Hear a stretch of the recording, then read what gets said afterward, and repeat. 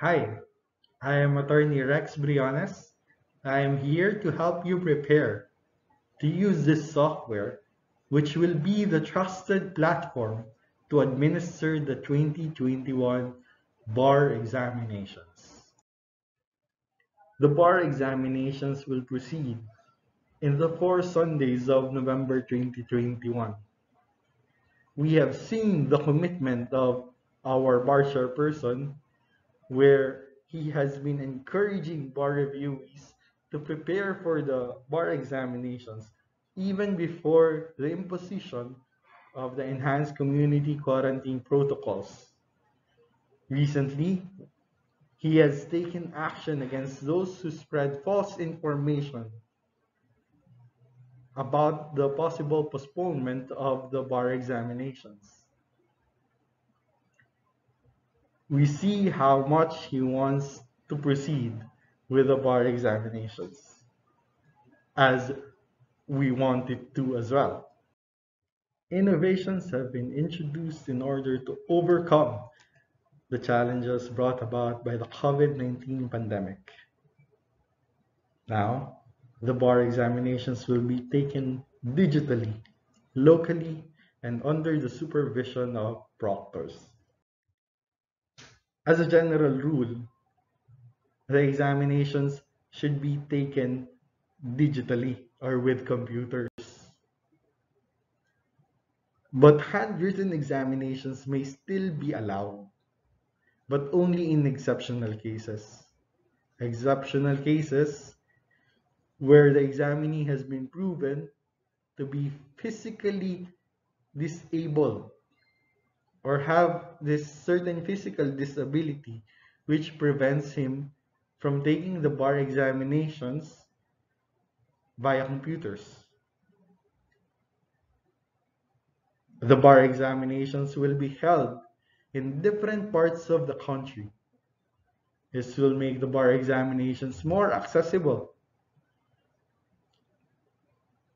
During the conduct of the bar examinations, there will be proctors who will ensure the integrity of the examinations, as well as provide guidance regarding the technical considerations that must be made.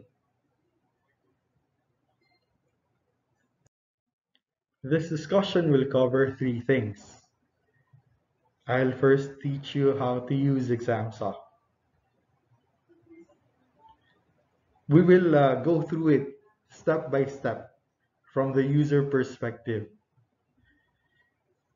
I will show you the first things that you will see.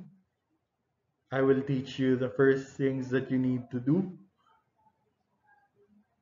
We will identify the relevant things and tools that are in EXAMSOFT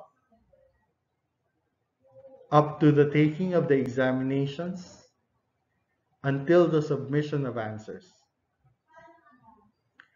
And then we will cover the do's and don'ts, which are implemented by EXAMSOFT itself, overall, in all the examinations that it allows to be implemented using its system.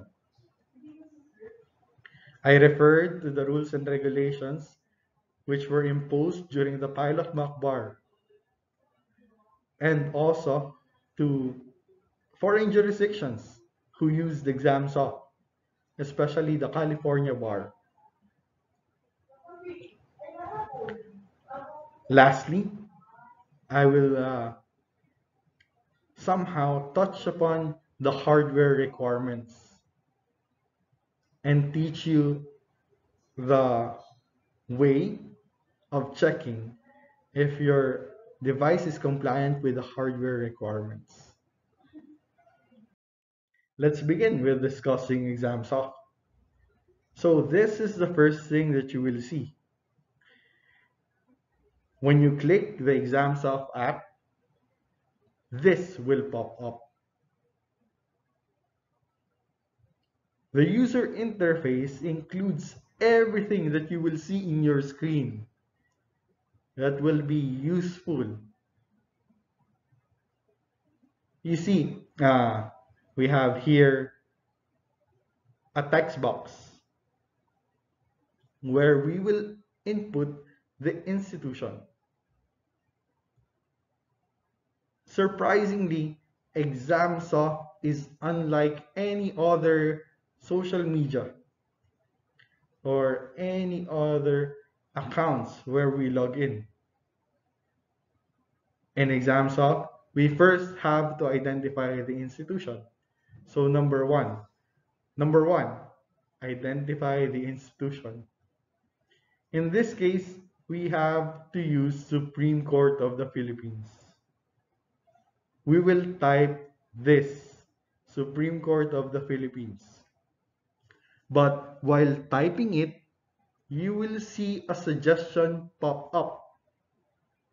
If you see that the suggestion is the institution that you want to identify, then click it. Click the institution that will pop up. And then you press continue.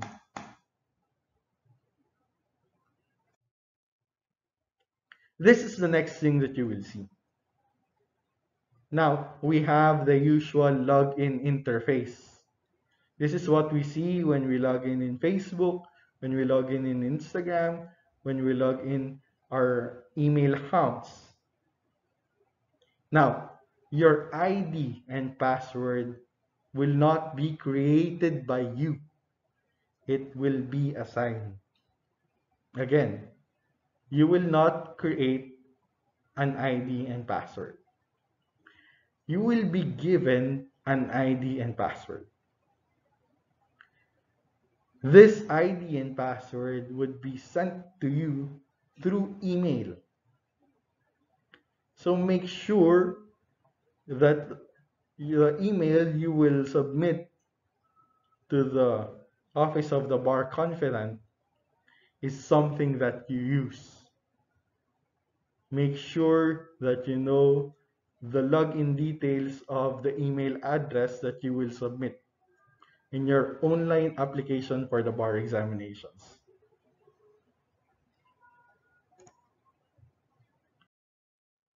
After successfully logging in, you will see this user interface. Do not worry. I am more than certain that your ID and password will be given to you ahead of time.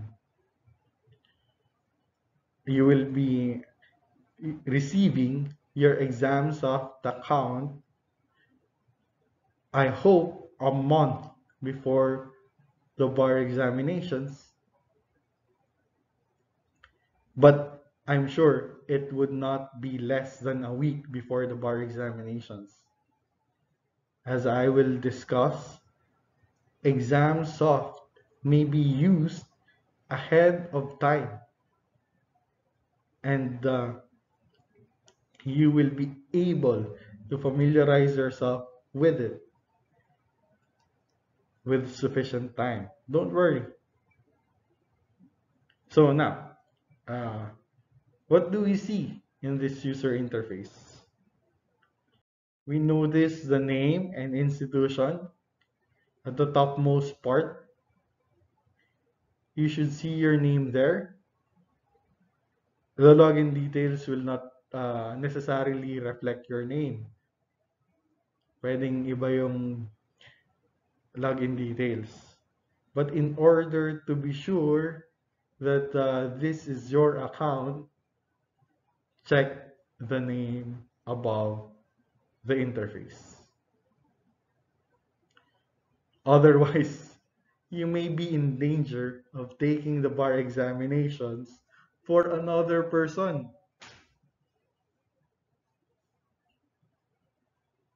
Okay, so check the name and the institution. Of course, if there are clerical errors as to your name, you must notify your proctors about it. It must be put on record. If there are problems let's say that on the off chance that you did get another account from that which is assigned to you, then you will be able to get the proper login details for your account ahead of time. Okay, so check the name and institution. Now, we have to know where to find the examinations. In the entire EXAMSOFT interface, this may be the most important panel, the exam panel. You see it at the left side.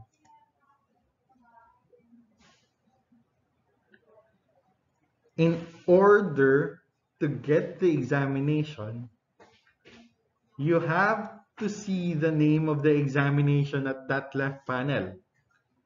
You have to find political law exam, remedial law exam in this left panel. Okay? The names of these examinations would be appearing in the left side. Take note, you can click those names. You can click those names using the left button of your mouse. Okay? To discuss further, there are two parts of this exam panel. On the top part, you will see a ready for download part. This means that the examinations under this part or under this tab are not yet ready. I'm sorry. It uses ready for download, but I'm saying it's not yet ready. In other words, you cannot take the examinations yet if it is under this panel. But the examinations are already available to you if it appears here.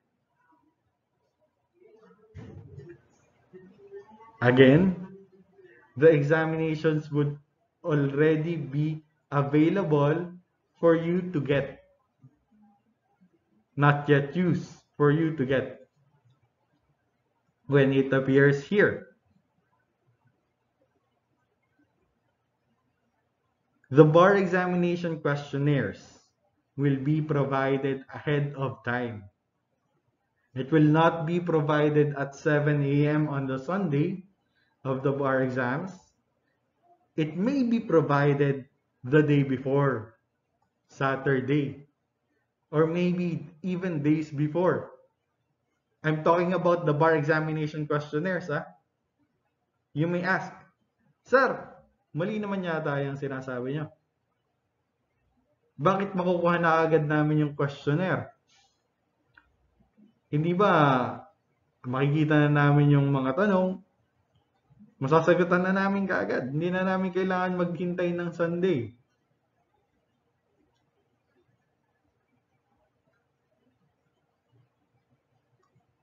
No.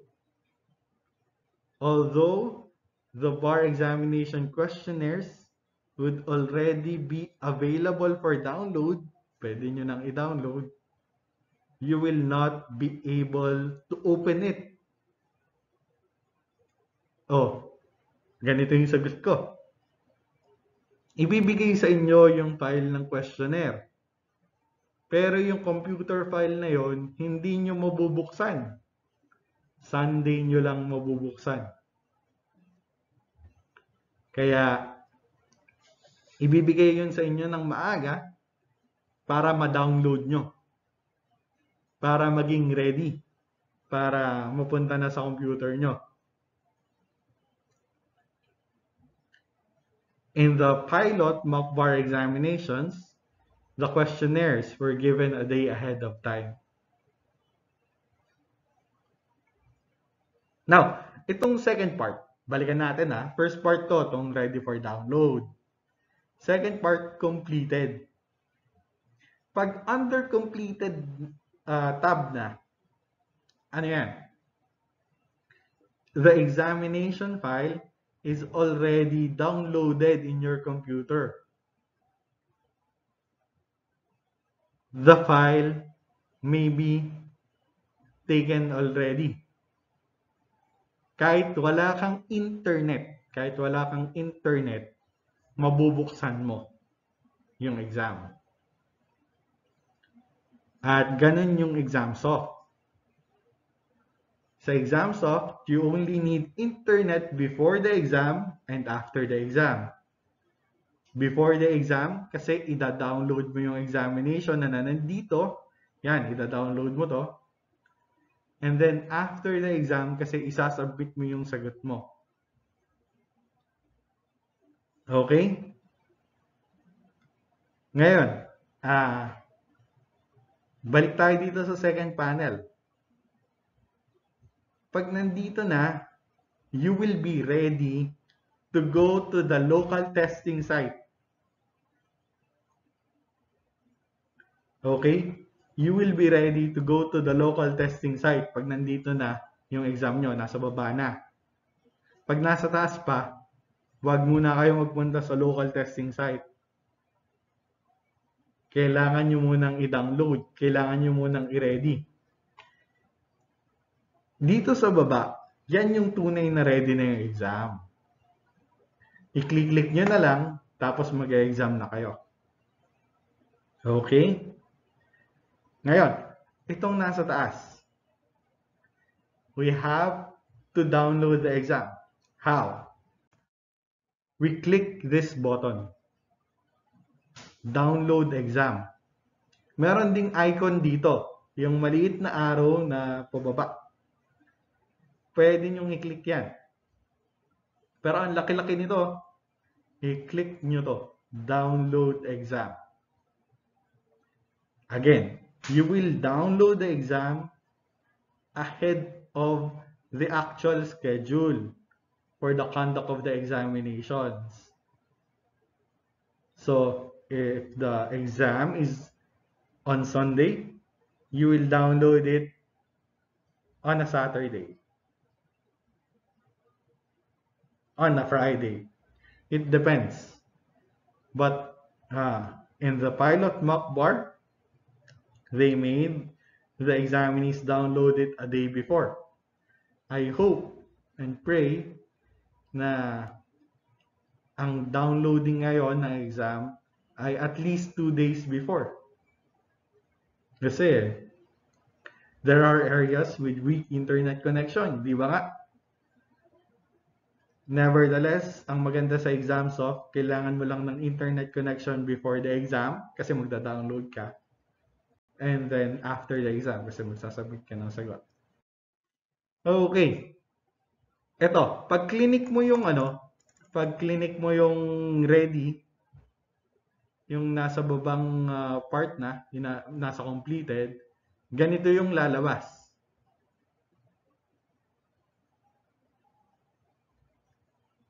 Okay? So makikita niyo yung pangalan ng exam. Tapos makikita niyo to. This is very important. Exam password. Ito yung dahilan kaya pwede nilang ibigay yung exam ahead of time. Kasi hindi mo mabubuksan yung exam until and unless meron kang exam password. Okay? So, ibibigay sa inyo yung file.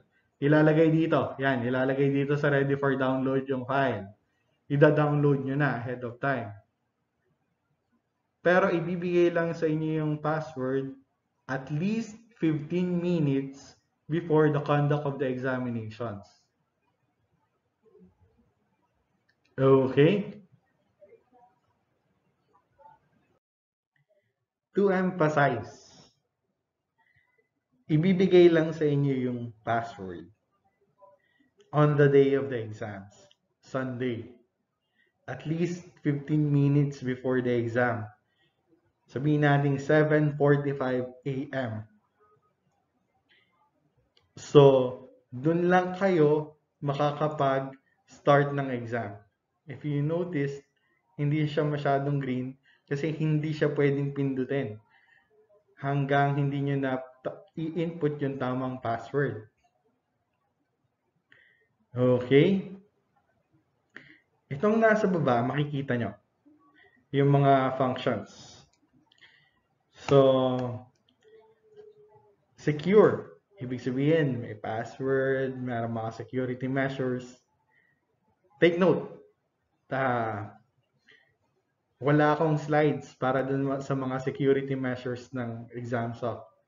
Pero, number 1, EXAMSOFT will record everything that you do during the examinations.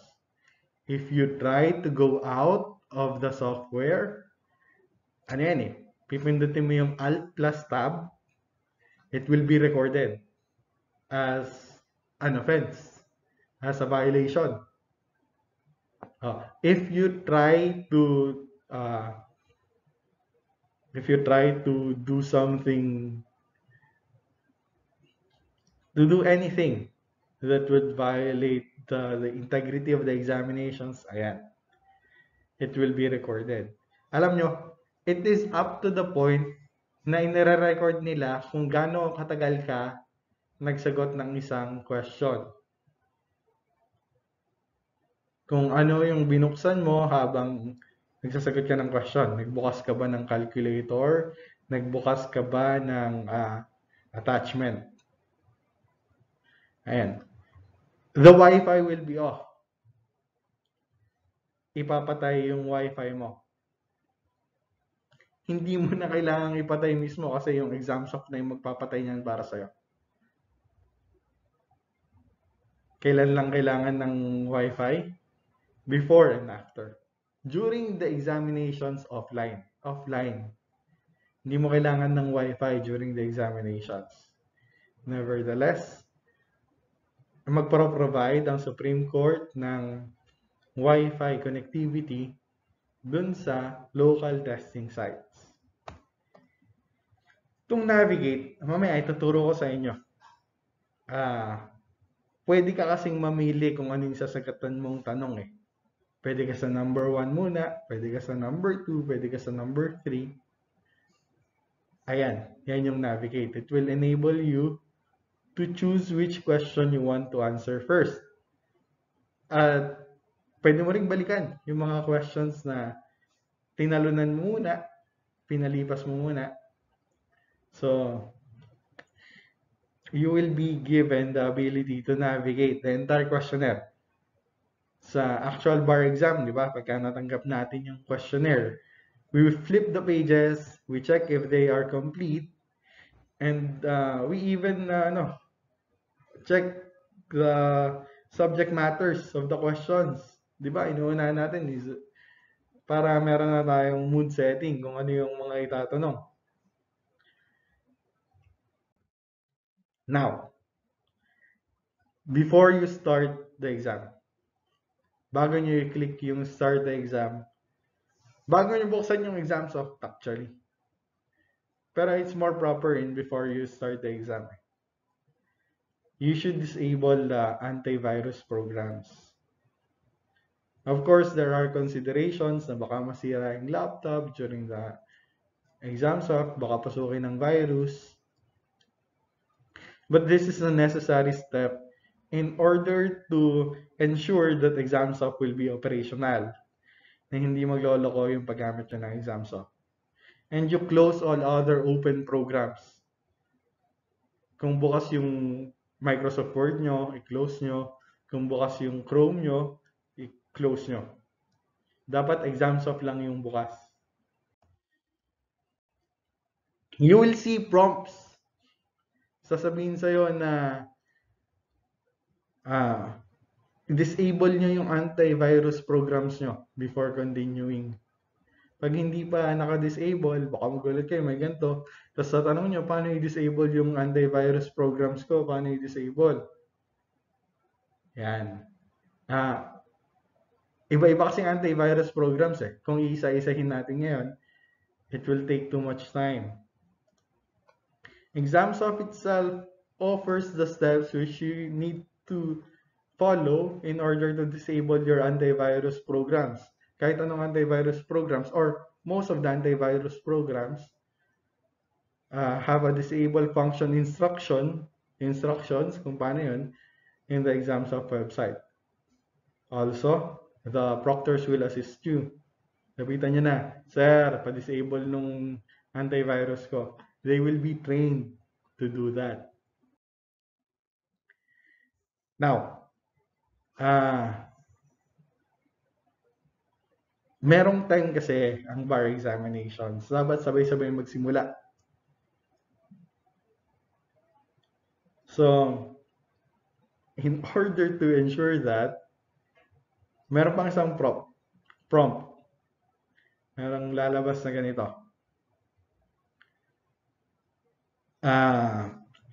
Kailangan mo munang i-check to. Kita mo tong check na to. Yan. And then, you click this start exam when instructed to do so. May countdown yan. Pag pumatak ng 8, sabihin nung proctor start. You click that. There are cases when pag binigay na yung password, as soon as ma-receive nyo yung password, you will be allowed to start the examination. Basta may pasok mo yung password, i-start mo na. Sabihin natin, 7:45, binigay sa'yo yung password. At in the same minute, na-insert mo yung password, tapos nabuksan mo, pinayagan na kayo mag-start ahead of time. Ayan, you can start ahead of time. Okay? Pero it depends on the actual rules that will be implemented during the bar exam. This is a sample examination. So, makikita nyo, ito na yung questionnaire. What do we find in the questionnaire? Of course, ito yung navigate. Makikita nyo yung questions tab. Makikita nyo yung number ng question. Punta ka sa number 2, punta ka sa number 3, punta ka sa number 4. Click nyo lang yan. Mamimili kayo ng number. Okay, babalik ka sa number 1. Click mo ulit yung number 1. Babalik ka sa number 2, number 2. Tatalon ka sa number 10, edi number 10. That's the questions tab. I don't know if the bar examinations will implement a timer per question. Highly unlikely na magkakaroon ng timer yung questions. Pero pag naglagay ng timer, makikita nyo yan dyan sa top center. Okay. The question bar is here. Ito yung una nating nakita, syempre.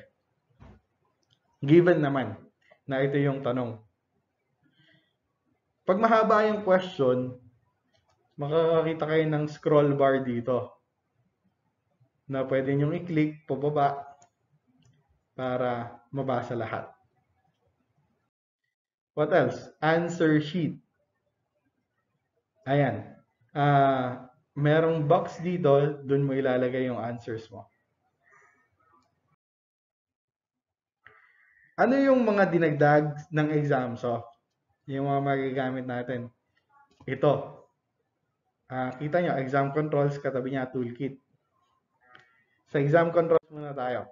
Pag pinindot nyo yung exam controls, lalabas, hide exam, suspend exam, submit exam. Grade out to, X. Hindi yan pwede. Yung submit exam, dito nyo gagawin yan. Babalikan natin to, don't worry. And then toolkit. Bakit nandun yung red? Toolkit. Pag nag-click ka ng toolkit, ito yung lalabas. Ayan.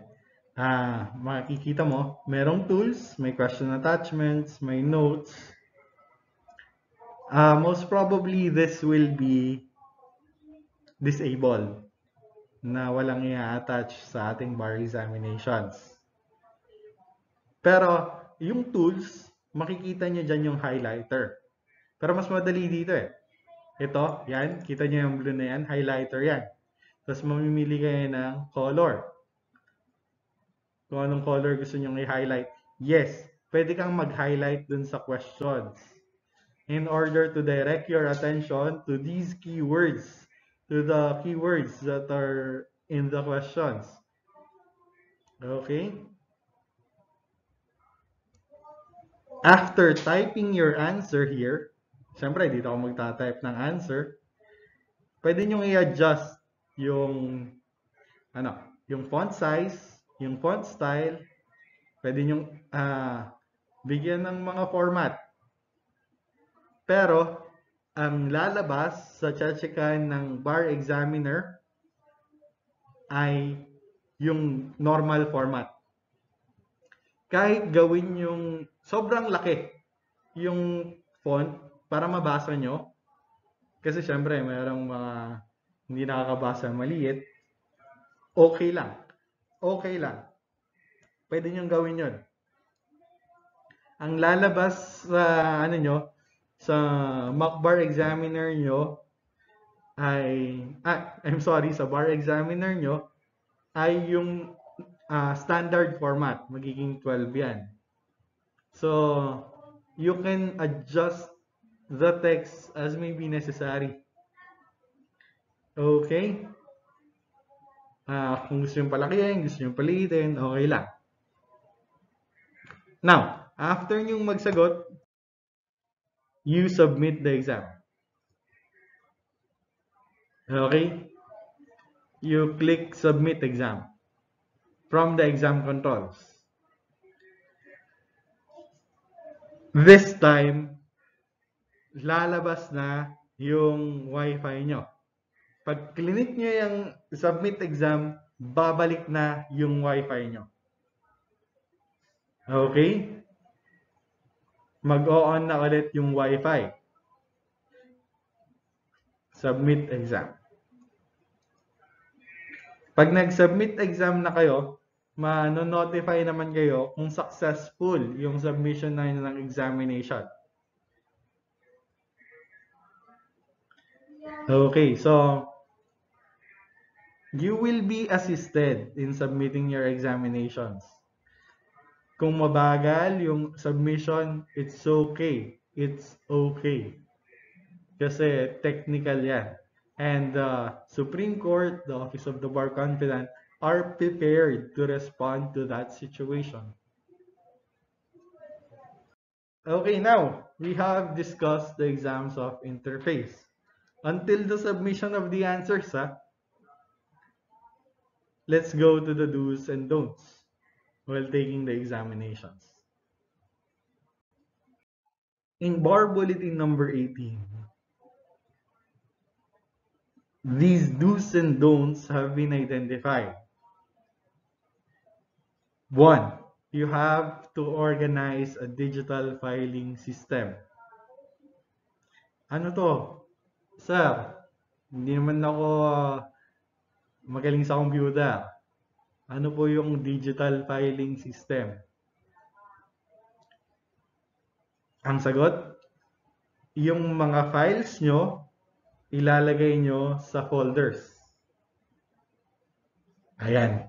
Mahirap i-explain sa talagang hindi alam yung files at folders. Pero, ang ibig sabihin lang nito, ayusin mo, i-organize mo yung files mo. Dapat malinis ang iyong computer. Kasi yung mga law-related files mo, yung reviewer mo sa law, yung iyong pre-week handout, yung iyong last-minute handout na nakasave sa iyong device, sa iyong laptop, ay kailangan mong tanggalin. Kailangan mong ilipat. Saan mo ilalagay? Sa USB o sa external hard drive. Hindi pwedeng nasa laptop.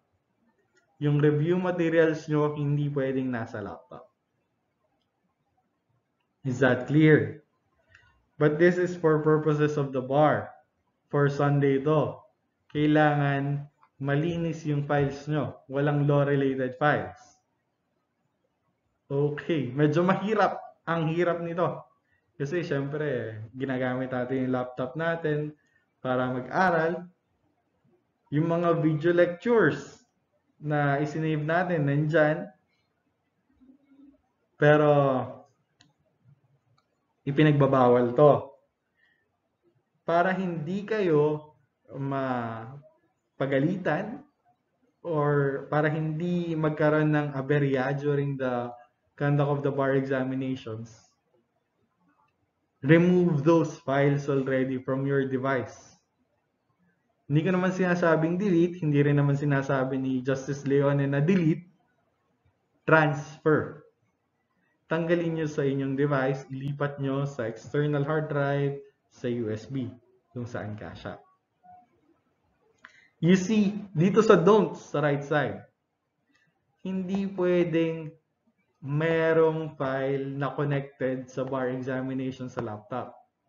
Paano ba kung yung file ko instructions for the bar examinations? Hindi pa rin. Because it has a connection with the procedure of the examinations.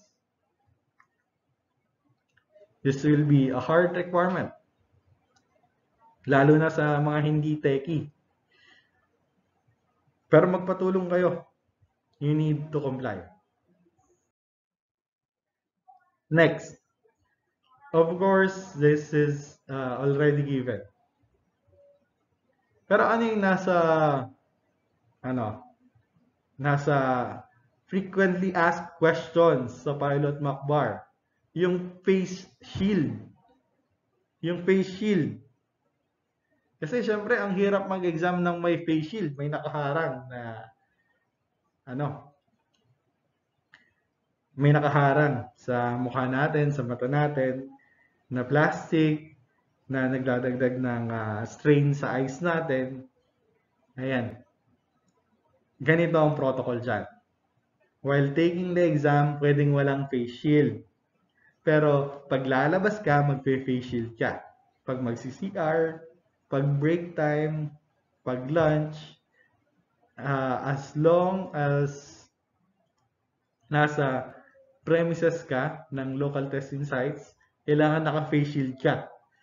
Palabas ka ng local testing site, pauwi ka na. Huwag mong kalimutan yung face shield. Kailangan pa rin yan. Pero during the exam, okay na yung naka-face mask lang. Social distancing. Of course, social distancing must be observed. Kung mag-exam kayo, kung magtatanong kayo dun sa co-examine ninyo, you should keep far away from them. Hindi pwedeng magkalapit. Okay? Pwede naman magsigawan. Next. I have already told you na bago nyo buksan yung EXAMSOFT, kailangan nakasarado na lahat ng programs, ng softwares. Kung nakabukas yung Microsoft Word nyo, sarado nyo muna. Nakabukas yung Google Chrome nyo, sarado nyo muna. And then you turn off the antivirus. If you cannot turn it off, ask for assistance. Kung hindi kaya sa bahay nyo, ng kakilala nyo, or ng co-examine ninyo, ask the proctors. They will be trained to do that for you. Now, ito yung bawal. Security measure ng EXAMSOFT na pagka nag-open ka ng ibang applications, nag-try kang mag-open, hindi gagana. Hindi gagana yung ibang applications. Hindi gagana yung Microsoft Word. Hindi gagana yung Microsoft Excel. Hindi gagana yung calculator. Hindi gagana yung music ng ating laptops. Pero if you try, there will be a record of violation. Kakaroon ka ng violation, which will be harder to explain than actual markings. You may be disqualified pagka nag-try kayo. Kaya focus on the exam solely. Huwag kayong magbukas ng ibang other application.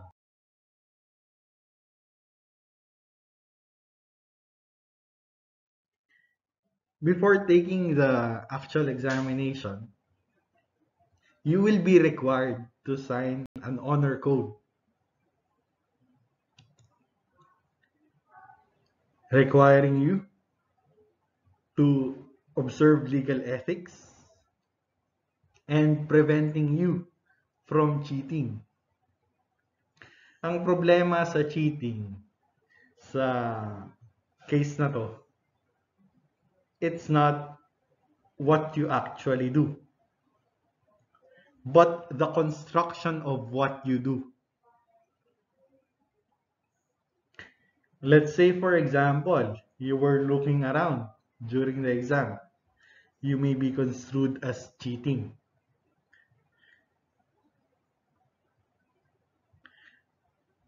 Ito. Guide to for exam takers sa California bar examinations. Meron ditong hindi applicable, ha? Meron ditong hindi applicable sa atin. Okay. So, tingnan natin yung do's. Yan. Dapat ma-meet natin yung minimum system requirements, which will be the third agenda we will discuss. Dapat ready na yung exemplify natin. Ayan. Ito, para kasi ito sa, sa California bar, na pwede nilang i-take yung exam sa bahay. Tayo localized. Ibig sabihin, pwede lang natin i-take yung exam sa certain areas. And then now, close all applications and web browsers and turn off your phone. Given na yan. Siyempre, pagpasok na natin, ipapasurrender sa atin yung ibang mga devices natin. Follow instructions. Magkakaroon pa rin ng further instructions dyan, which we will discuss. Pag nag-issue na sila ng rules and regulations, we will have a lecture on it. Don't. Sa kanila kasi, bukas yung camera ng device. Sa atin, hindi mo nagre-require ng camera. Ito, move in an unusual or excessive way.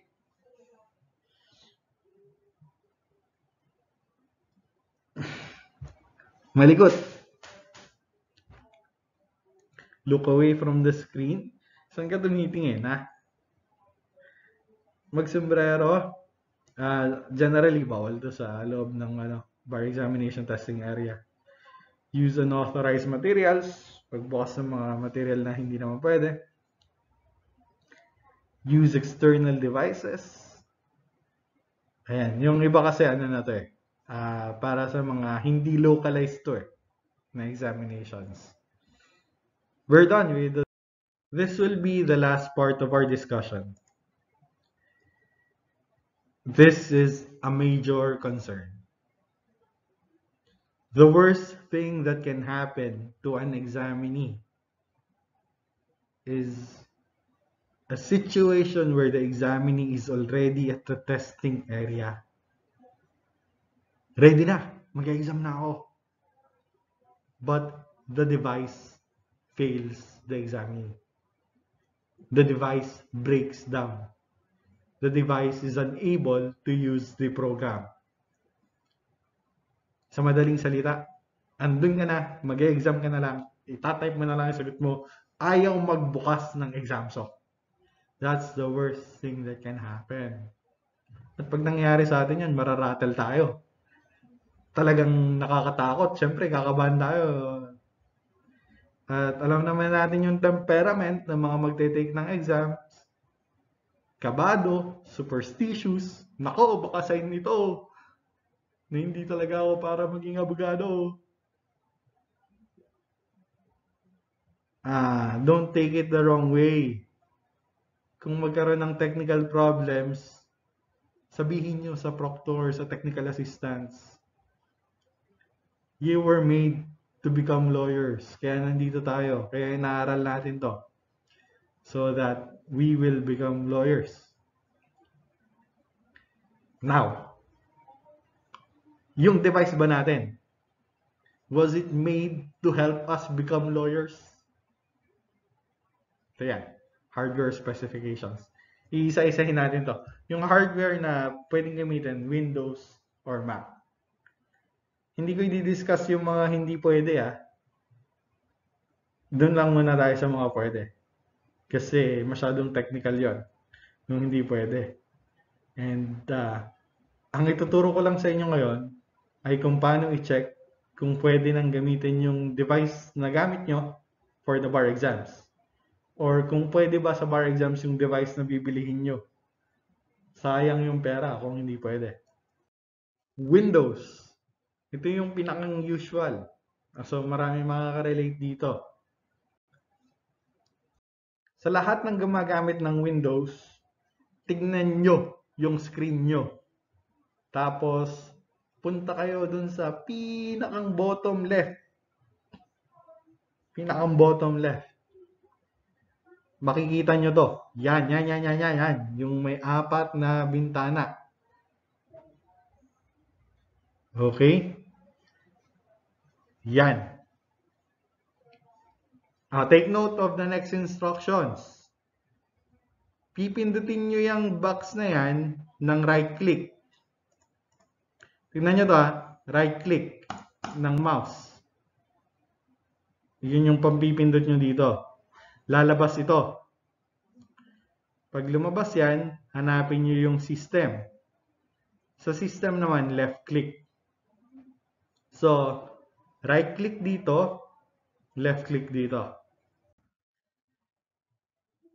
Number 1 requirement, para natin makikita.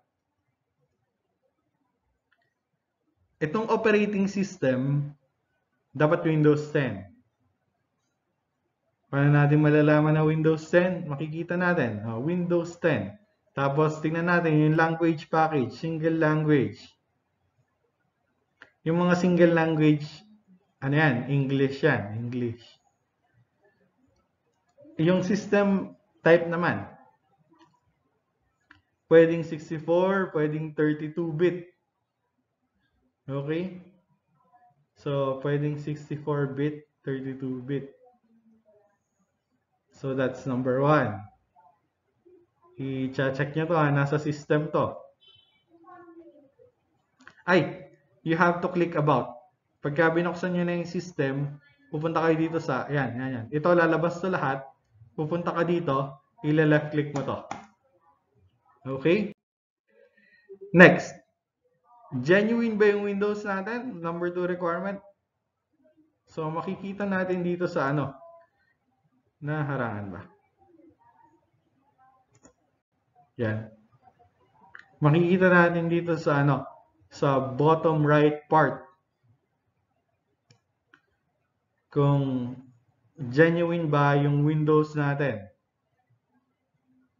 Kasi kung hindi genuine, ipapa-activate sa atin, may lalabas na prompt na Windows is not genuine. Paano magiging genuine yan? Binabayaran yan yung Windows OS. May bibilihin kang license na i-input mo.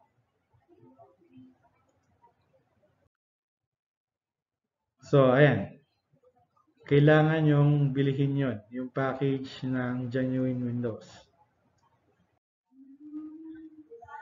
Ito yung medyo mabigat. Ang kailangan na processor ay Intel i3 processor or equivalent. Hindi na pwede yung Pentium 4, Pentium 3, yung mga lumang-luma na. Hindi na natin di-discuss. Ano ba yung Intel i3? Isa to sa most basic na capabilities ng laptop. Ganito na lang. Pag bibili kayo ng laptop, tanong nyo dun sa tanong nyo dun sa tao kung siya, Kung Intel i3 or higher, kulayan natin. Yan. Yang Intel i3, mahalaga yan. Take note of Intel i3 ah. Sobrang nakakalungkot kasi tinignan ko yung mga best laptops na pwedeng gamitin na may Intel i3 processor. And it's around 20,000 to 30,000. Ang mahal. I hope you have a device which already complies with this requirement. Meron pang mas mababa dyan, huwag kayong mag-alala. Pero these are the best laptops na pwedeng magamit for the bar examinations. Na na nagpo-fulfill sa minimum number of hardware requirements. Number 4, yung RAM. Yung RAM naman, yung bilis ng pagbasa ng data ng device.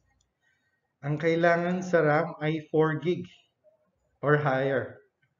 Kailangan mabilis yan. Dito niyo yung makikita, installed RAM. Now, ano naman yung hard drive requirement? Kailangan 4 gigabytes of available space din.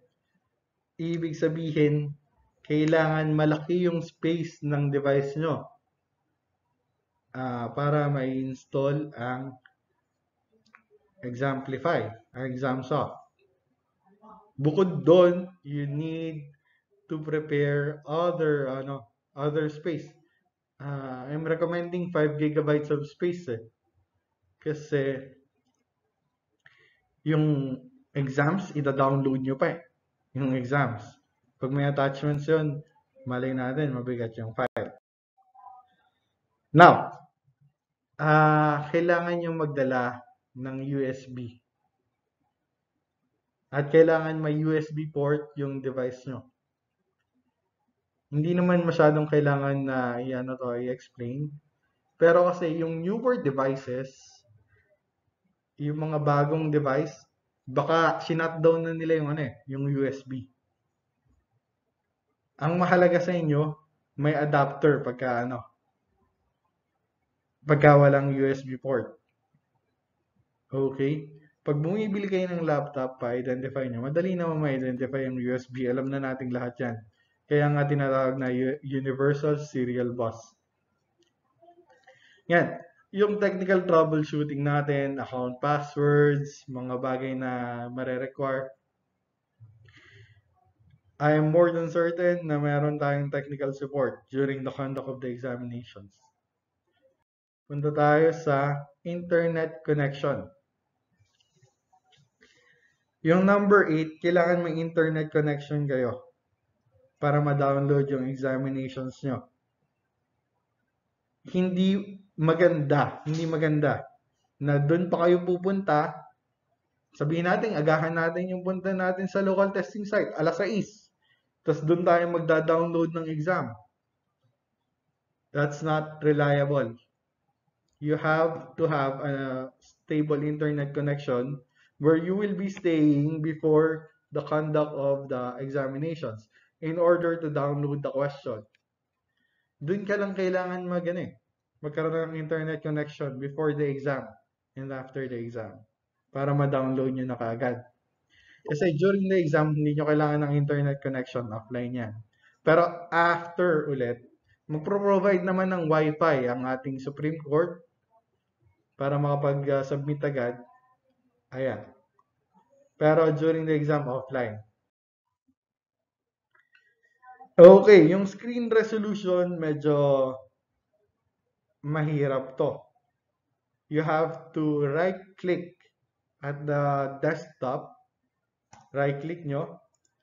Makikita nyo doon, screen display. Iba-iba to sa mga laptops. Pero pagka nabuksan nyo yung display, andito yan, display resolution. At hindi ako compliant kasi sobra. Pero pwede namang sobra, wag lang kulang.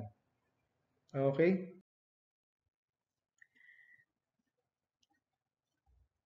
Mac. Pag Apple devices naman, iba yung requirements. Of course, meron mga gumagamit ng Apple dito. Actually, mas madaling i-check pagka sa Mac. Kasi, you just have to open this overview. I-right click nyo lang itong Mac button and then open this overview. So number 1, OS. Kailangan lampas dito. Lampas sa Mojave, sa 10.15 Catalina, at sa Big Sur 11.0. Ang madali sa Mac, you can bring it to an Apple store and have the OS updated. Okay. Now, makikita nyo yung version dito sa taas pa lang. So, this is above that which is required.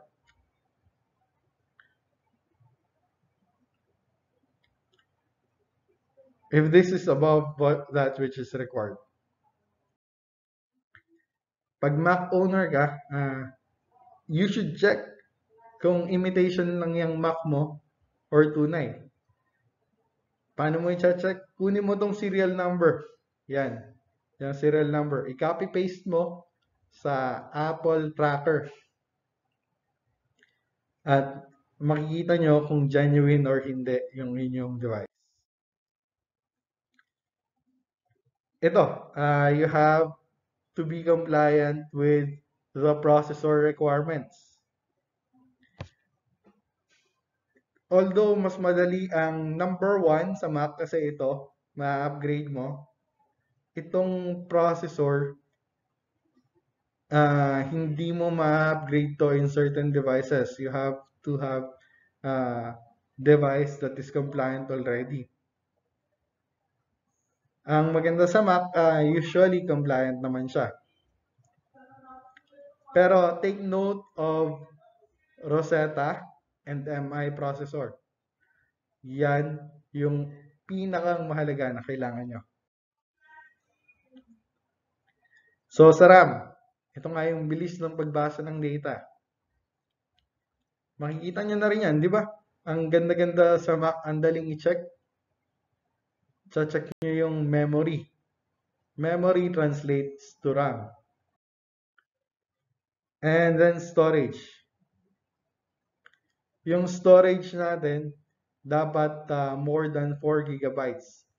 Madali mapuno yung Mac, pero you have to clear available space. 4 gigabytes yung rina-require ng EXAMSOFT. Pero yung mga files ng exams, another issue. Kaya I am requiring you to save at least 5 gigabytes. Yung iba pa na kailangan yung malaman ay nasa tech support na. There will be tech support. They will assess the quality of device, kung okay ba yung device nyo. Pagpunta nyo pa lang dun, i-check na nila.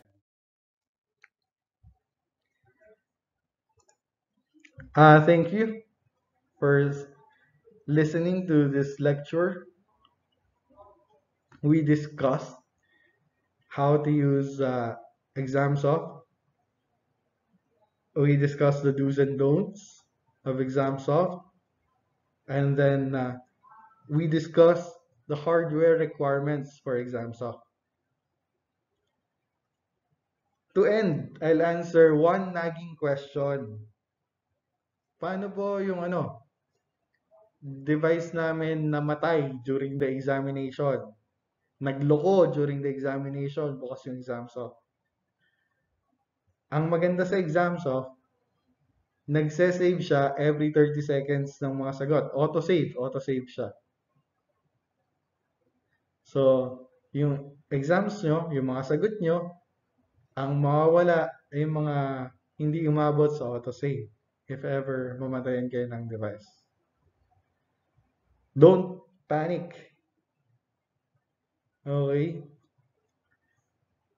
Ngayon, medyo mas kilala na natin yung gagamitin nating device. Simple lang siya, actually. Diniscuss lang natin isa-isa para malaman natin kung compliant ba yung device natin. At alam na rin natin kung ano yung makikita natin pag pinuksan natin yung EXAMSOFT.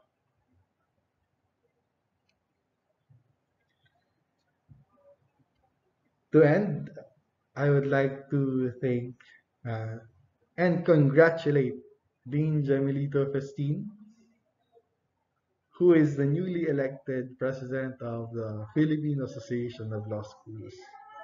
Dean, congrats!